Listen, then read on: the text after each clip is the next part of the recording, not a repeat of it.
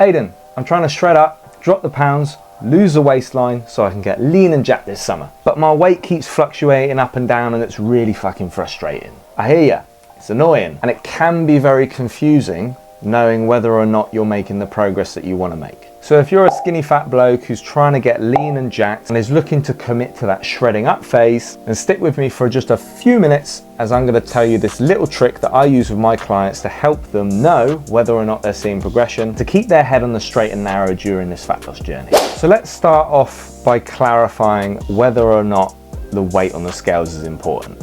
In short, yes it is. So if you hear people like Instagram influencers or social media, whoever, if they say, oh, it's not about the weight on the scales, it's about the progression that you see in the mirror. That's all good and well, but at the end of the day, if fat loss, if trimming down, shredding up certain areas of your body, if that is something that is important for you, whereas if you've got a bit of a skinny fat body, it will be, then that is going to result in, if you're doing the right things, the weight on the scale going down. Because even if you're training really well in the gym, the amount of muscle that you can gain in a few months versus the amount of body fat you can lose, rate of body fat is always going to be way faster. So it's going to impact the scale quicker. So therefore, if you're doing the right things with your shred up, scales is going to be going down. Therefore, if you ignore the weight on the scales and don't pay attention to it, and then feel like you're doing all the right things with your diet and your workouts, etc., and then in 6 weeks time, you get round to weighing yourself again and you weigh exactly the fucking same, that means you probably haven't really lost any body fat.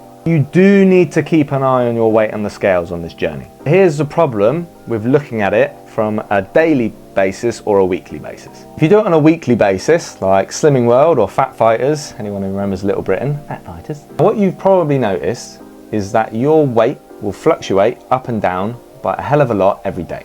And there's so many factors that can affect this. Quality of sleep, stress on the body, amount of food you have, amount of food that is undigested or still digesting and sitting in your system, amount of sodium that was in your food, level of water retention on the body, hydration levels, quality of sleep, general stress. There's so many factors that can make your body store more and less water, and that will impact the daily fluctuations that you see on the scales. So that fact alone can hopefully ease your mind when you feel like you're doing all the right things with your nutrition, but the scale jumps up one morning. Chances are you are doing everything right, so chill the fuck out. That's why you shouldn't really compare your day-to-day weight. But also at the same time, if you were to weigh yourself once every 1 to 2 weeks, you might catch yourself on a light day one day of that week, and then the following week, you're doing everything right and you have actually dropped a bit of weight or body fat, but you might catch yourself on a heavy day or a heavy morning because you had a lot of sodium the night before, maybe had a bit of Chinese food or something, or sushi, and then your weight might have gone up a kilo just that randomly that morning, but you're gonna think, oh fuck, I've put on a kilo, I'm doing everything wrong. But the truth is, you haven't done anything wrong, you just unfortunately caught yourself on a heavy day. That's why you can't just weigh yourself once a week, because it doesn't give you an accurate representation of how your week's gone. You can't compare the day to day, you can't do once a week, but you've got to keep weighing yourself because you've got to make sure it's going in the right direction. So what the fuck do I do, Aidan? All you need to start doing is giving a fuck about what your official average weight is for the week. So every single morning, you wake up, you have a piss, you stand on the scales, you weigh yourself, and you just don't give a fuck about the number, but you log it. You log that weight every single morning. But yes, you are still tracking your weight on a daily basis, but you're not comparing it to the day before or the day before that, because it is going to go up and down, it's going to fluctuate. But you are collecting that data every single day, because by the time you get to Sunday, you've done 7 weigh-ins, hopefully, or even if you've done 6 or 5, you've done most of the days, and then all you've got to do is add them all together and divide it by 7, hopefully, so that you get your official average weight for that week.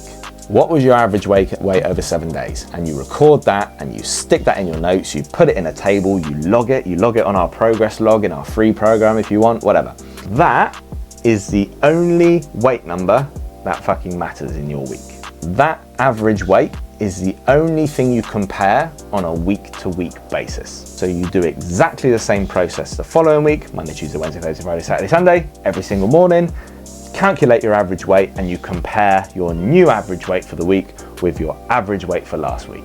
If you're doing the right things with your nutrition, managing your calories and protein and activity, steps, etc., if you're doing all the right things, that average weight, if we're in a fat loss phase, is going to be going down. Hopefully somewhere between half a kilo to a kilo in a week, if you get your numbers right. Even then, sometimes your body likes to fuck with you. So if it doesn't happen for a week, we wait at least another week. You need to still be a little bit patient, and if it doesn't happen, if it's not moving in the right direction after 2 to 3 weeks, then you start to troubleshoot. Then you look at what you're doing wrong, what you're not including, little extras that are going untracked, whatever it might be, to get the scales tipping, the average weight tipping in the right direction.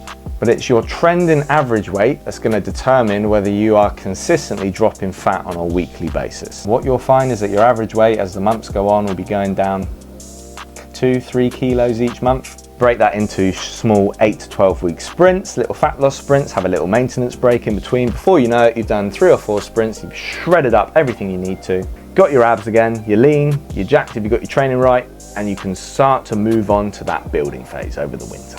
I hope you found this useful. If you want more of a step-by-step breakdown of how this process actually works and how I program this for my one-to-one clients and take you through your own 4-week journey, your first 4 weeks, then I've got a free 4-week coaching program, 2-set shred, which I will leave in the description below. If you've got any questions, feel free to comment below as well. Otherwise, like, subscribe, and I'll chat to you later.